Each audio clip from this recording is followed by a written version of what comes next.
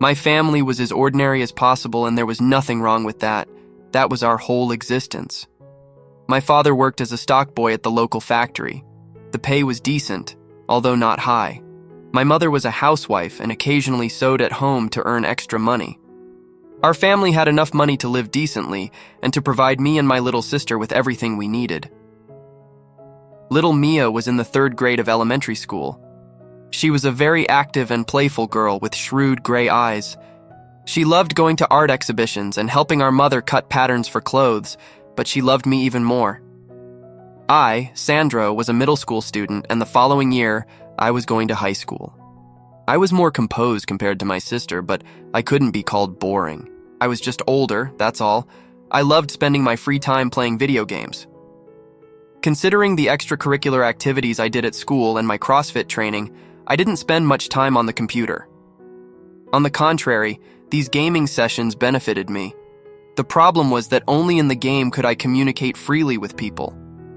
My classmates seemed silly to me, and other peers irritated me with their irresponsibility and desire to follow trends. However, at that time, I didn't yet realize the communication difficulties that awaited me in the future. My parents suddenly announced that we were moving. It turned out that they had long thought that 2 children of different genders shouldn't share a room, so they postponed buying a new apartment. Of course, they would still have to take out a mortgage, but they already had a certain financial reserve. The new neighborhood was much nicer. There were no dilapidated buildings, small 24-hour bars, or other signs of a problem area. The new housing estate was better suited to comfortable family life, and of course, the local school was better. I wasn't too upset about that. But the same can't be said for Mia. She had lots of friends at the old school. Mom, what about Auntie? How can I leave them with Lily?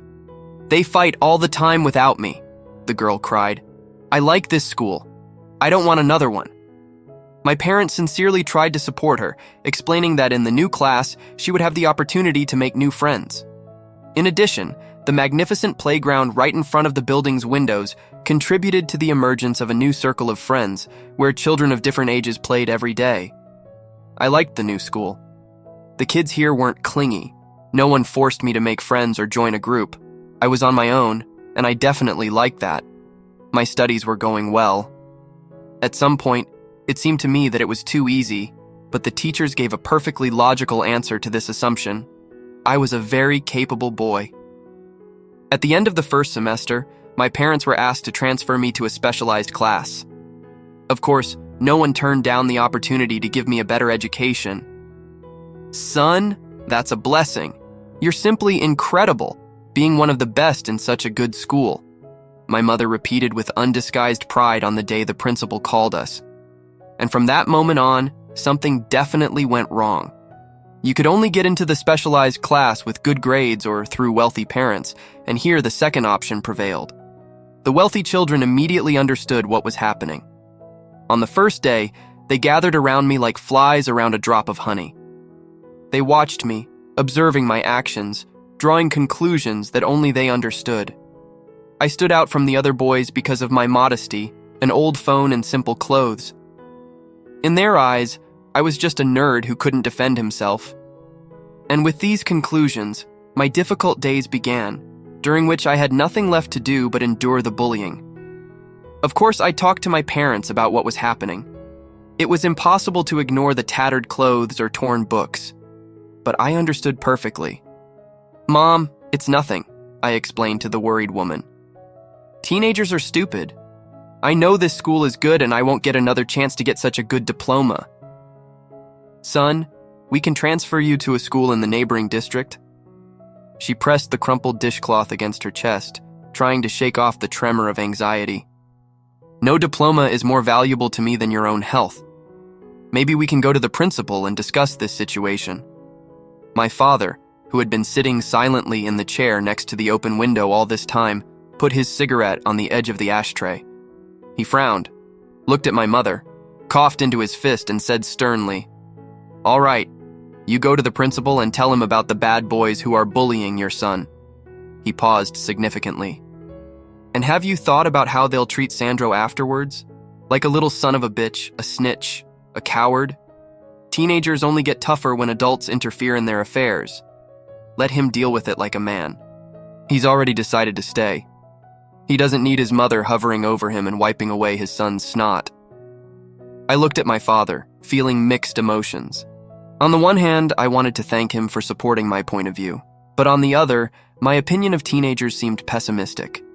It was even a little painful to hear his words about what the boys might think of me for trying to ask for help. Could they all be so cruel?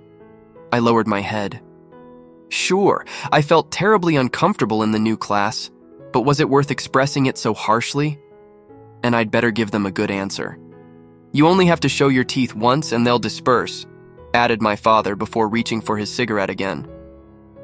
Won't they continue with renewed vigor if we resist?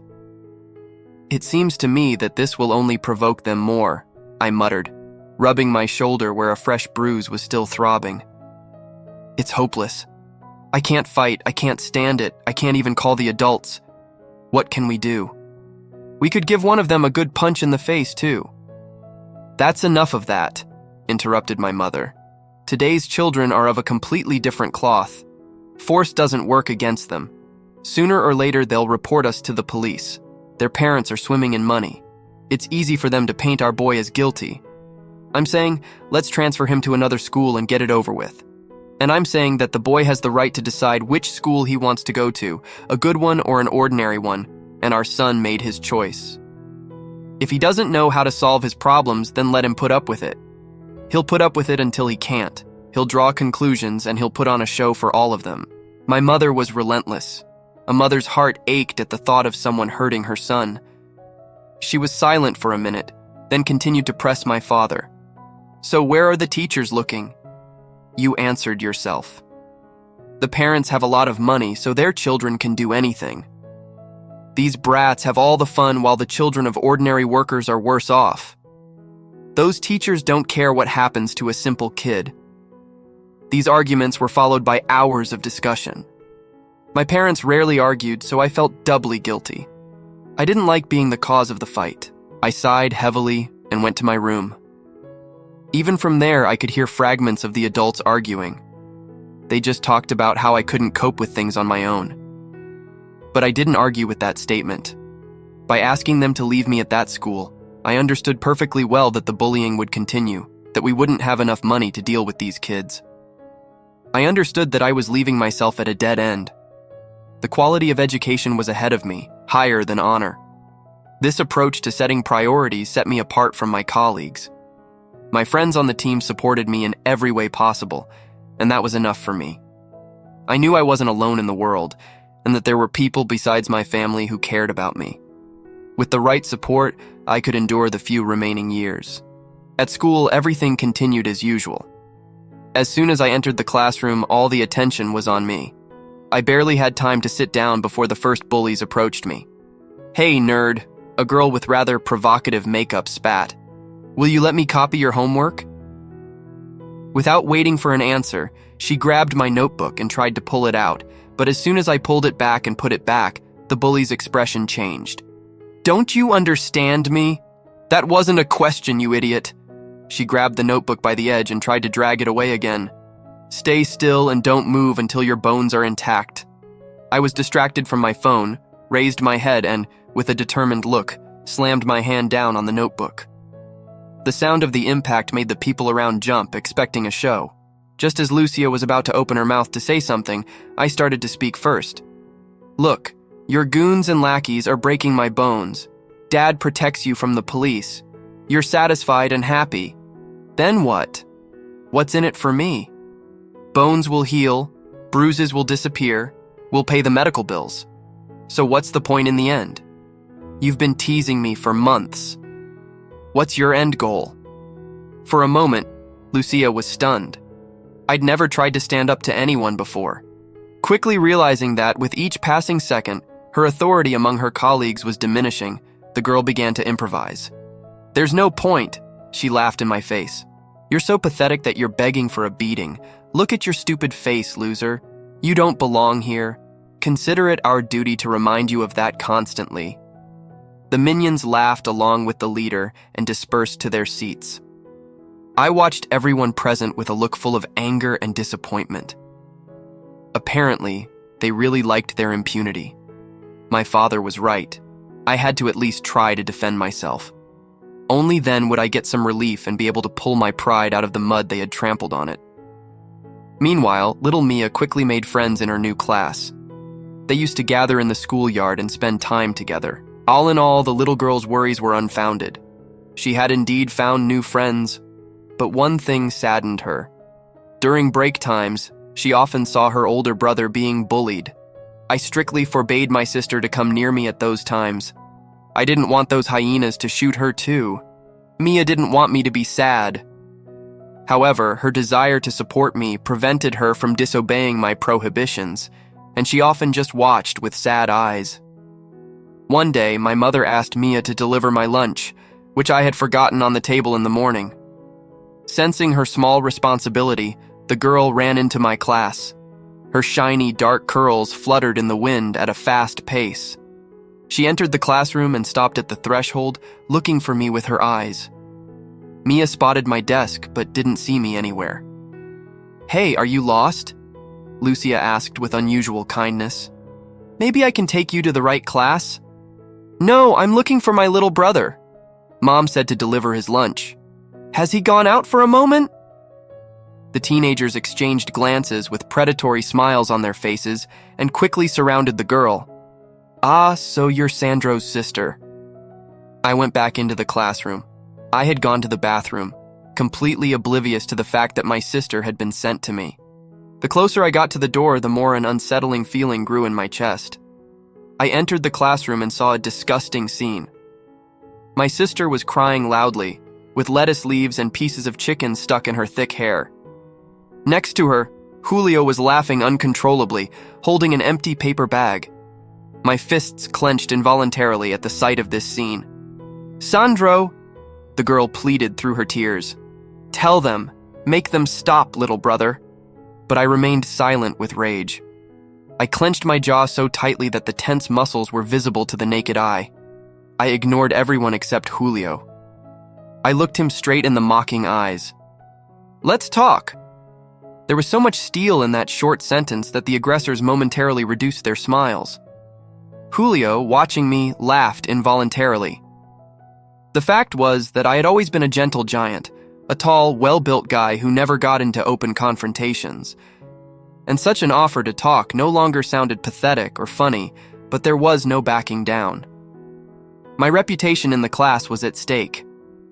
Behind us, the other aggressors began to approach. "Brother, where are you going? Don't leave me."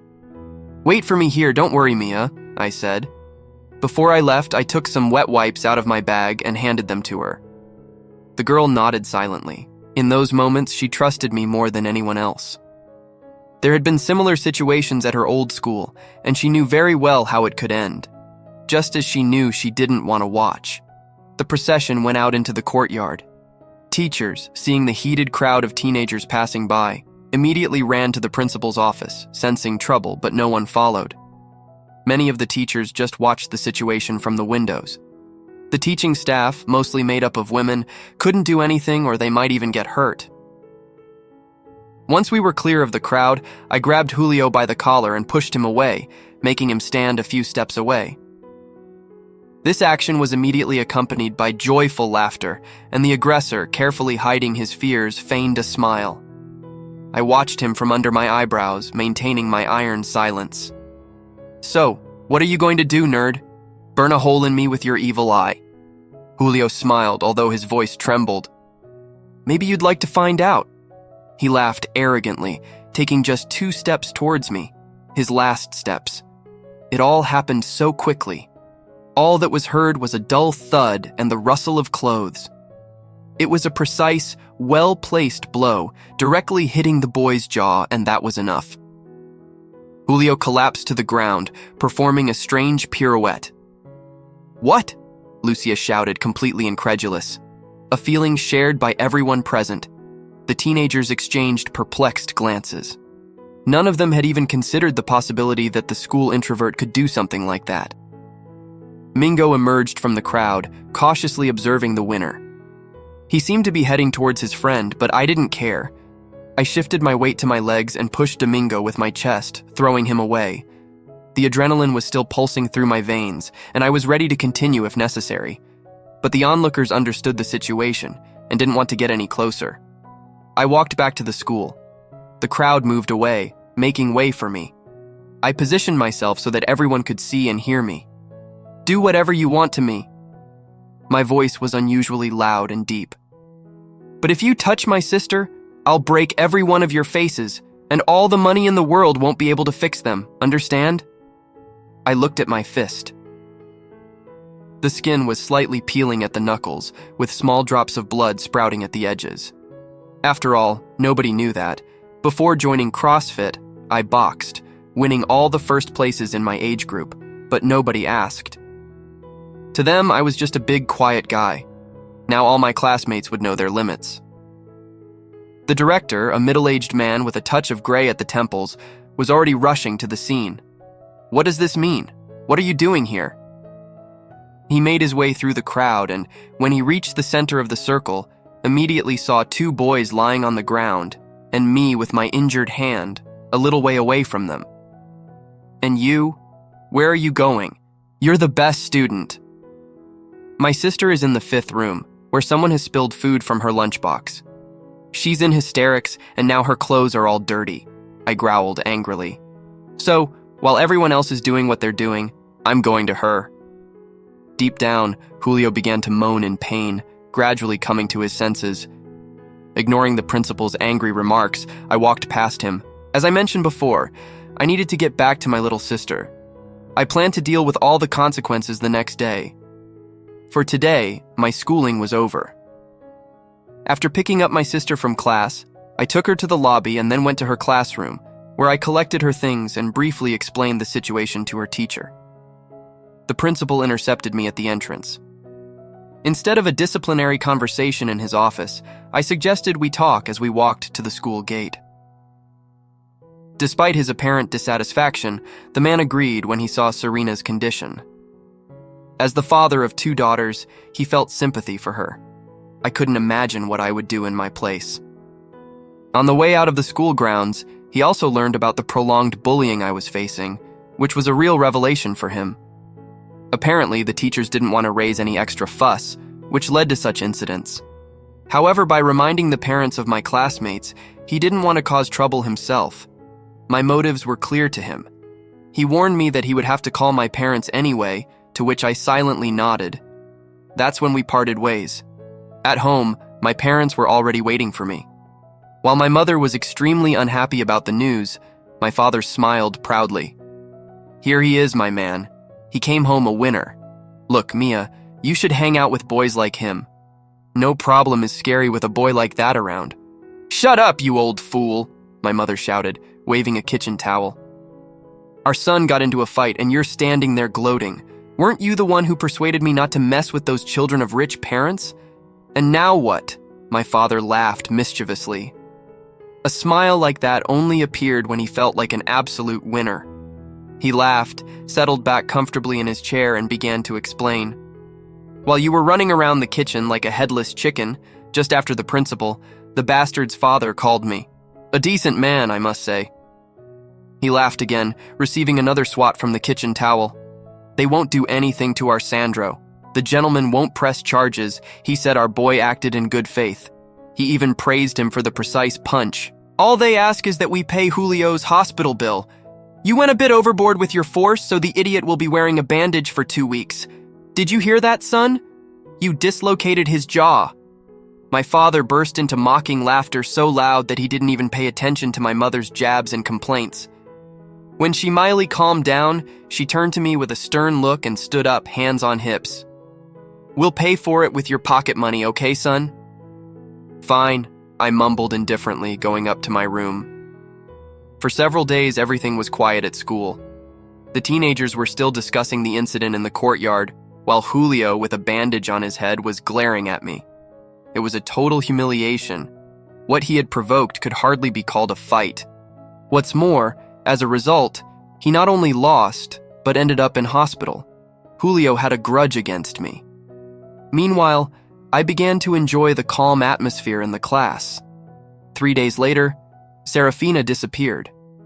Our end times were often different, but the school was literally around the corner from home, so no one thought that anything could happen to the girl in just 5 minutes. One day, she simply didn't come home from class. Her phone was unreachable. No one saw what happened. My parents immediately reported her missing. I was devastated. My appearance became even darker, and my skin took on a grayish hue. Apart from my gaming friends, I had no one to share my pain with. My mother was struck by the tragedy, and my father began to disappear frequently, returning home with a strong smell of alcohol. At home, he found no solace, and I had to comfort my mother and help her with the housework.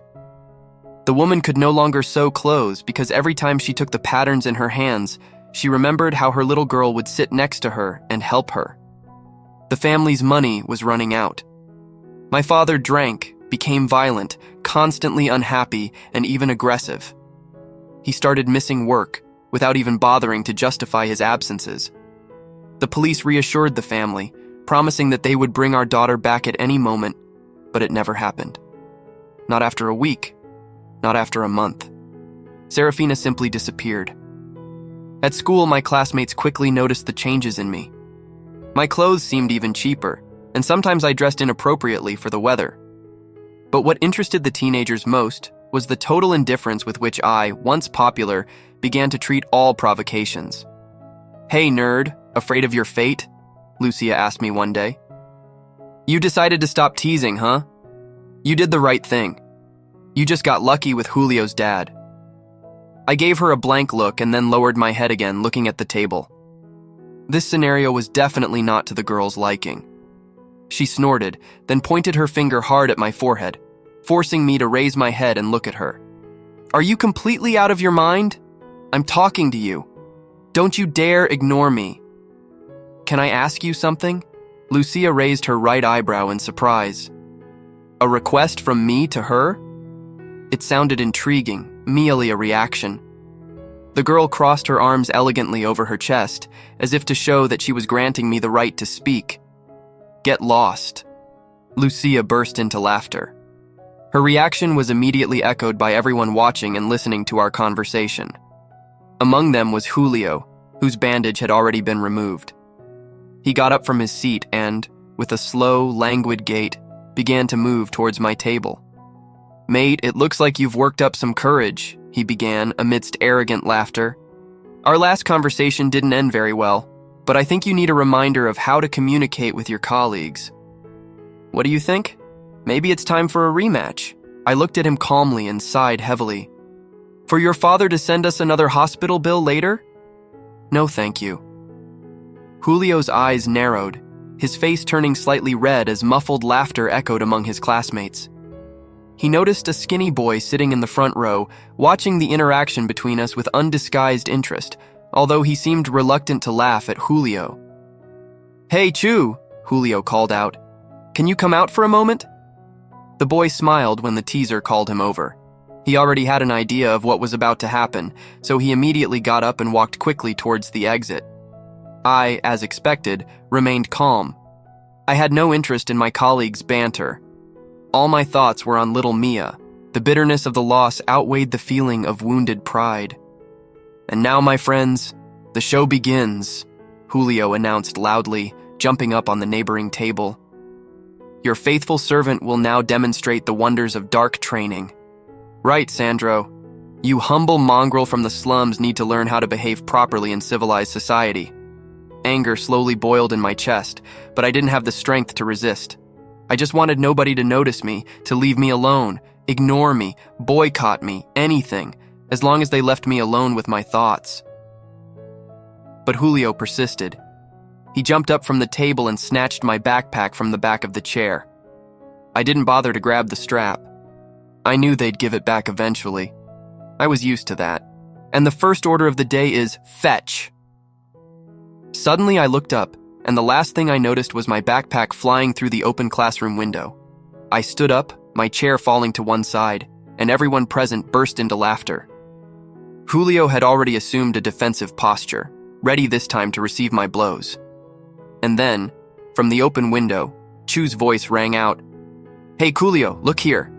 The boy glanced briefly in my direction, who still hadn't taken any active action, and approached the window. There, Chu was waving one of the leaflets that had fallen out of my open backpack during the flight. The silence in the room was severe. I sat down again, this time staring at one of the leaflets. The text read, "Have you seen this girl?" with a photograph of Serafina printed in the middle. Underneath was a description of her appearance and the last day she was seen in the area. Nobody wanted to play anymore. Everyone was holding these leaflets, remembering the day they decided to tease Mia. "Why?" Julio asked, his voice tinged with guilt. "Why didn't you say anything?" I smiled bitterly. I pulled the sleeve of my sweater over my wrist and wiped my damp eyes. "It seems we're far from being friends enough to share these things with each other." "True, but we're still human, right?" "Are we? I haven't noticed anything human about you in the last 6 months." The teenagers cringed at this remark and looked away. "You bullied me and then went after my sister all because my parents aren't entrepreneurs. Does that make me any different from being human? Or maybe you think you're acting human? Listen, man, I'm not your guy, okay? It's pointless. If your conscience has awakened, you'd better leave me alone." And my request was granted. The next day, no one approached me. Some even started to say hello, but Julio and Lucia, like the most incorrigible troublemakers, were afraid to cross my path again. I sighed with relief. The day passed without a hitch, but when I got home, a real surprise awaited me. There were about 10 adults in the living room, with several others in the kitchen. I had seen them before at school. They were the parents of some of my classmates. Shopping bags were in the hallway. I couldn't understand why anyone would need so much food. Among these bags were also bags of clothes. I watched the whole procession, unable to understand what was going on. "Son, here you are," said my mother affectionately, clearly having cried for a long time before my arrival. "These gentlemen heard about Mia. They came to help us." "So you went around showing my son's face," said one of the men menacingly, and against all odds laughed. "Now that's a fighter. My boy needed a good beating a long time ago. I have to give you credit. After spending 2 weeks with a dislocated jaw, he's calmed down. I'm sorry about the hospital bill, but I couldn't let my scoundrel get away with it. It's only fair that he gets an injury and a reason to think about his behavior next time, while you get minor sanctions and a reason to avoid a fight next time." My daughter brought in one of the school leaflets. We were told that after class, you quietly spread them around the city. "It's amazing how none of us have ever seen one of them," added a nice woman who looked a lot like my classmate Adela. "You've had to go through so much for our children. Assistance with the search, with money. All this is the least we can do to atone for their guilt." After these words, my mother became emotional again and covered her face with her hand. I looked around but didn't see my father anywhere. Staring at his empty chair, I was about to ask a question, but my mother beat me to it. "The treatment at the clinic was paid for by your father. He needs it now." The woman approached me and hugged me gently. "Don't blame him, son. Everyone deals with grief as best they can. People were waiting for the cupcakes that my mother had hastily decided to bake. There weren't enough cups for everyone, and with embarrassed laughter, the woman had to ask the neighbors for something. After organizing our family's life, which was going through a tragedy, the friendly businessmen began to disperse, praising my mother for her hospitality. They all promised to use their connections to speed up the search for little Serafina. Just 5 days later, we learned what had happened. A woman called Marcela Castillo had lost her daughter in a terrible accident a few years ago. Little Tia was a late and long-awaited child. Marcela's husband died shortly after their daughter's funeral. Her heart couldn't take the blow, and Marcela's psyche couldn't cope with the grief. For many years, she hid her pain from everyone, which resulted in her developing serious mental disorders. So when she saw a little girl in the street who looked very much like her dead daughter, she couldn't distinguish reality from her delusions. She took little Mia, luring her into her car by deception, and took her to her modest home on the outskirts of town. This incident was so absurd that it was hard to believe it really happened. The woman didn't let Mia leave the house, took away her phone, and monitored her every move, fearing that her daughter would disappear again. All this time, Serafina was completely safe. The doctors detected no problems except stress-induced psychosis. The woman was forcibly sent for treatment. Our family was reunited. 2 weeks later, my father was discharged from the clinic, unable to hold back tears of joy and sincere gratitude for those who had helped bring our little girl back. A year later, I mildly made friends with my classmates. We were now in high school and often went out together. They realized that a family's wealth doesn't determine a person's identity. Julio even asked me to teach him how to throw a punch properly. Mia recovered from the effects of severe stress and became the cheerful, active girl she used to be. 5 years later, our family received an unexpected letter. In it, Marcela sincerely apologized for the insane incident, but also thanked us. The forced treatment had helped her overcome her pain, and she could now call herself a healthy person. In her letter, she shared all the horrors she had to face, describing the treatment process. Line by line, the letter descended into repeated apologies. And yet, through the paper, you could feel that this woman was no longer the Marcela Castillo whose madness led her to steal someone else's daughter. Describing the results of the therapy, she added that the treatment allowed her to risk entering into a new relationship. At the clinic, she met a widower with whom she went through rehab from start to finish.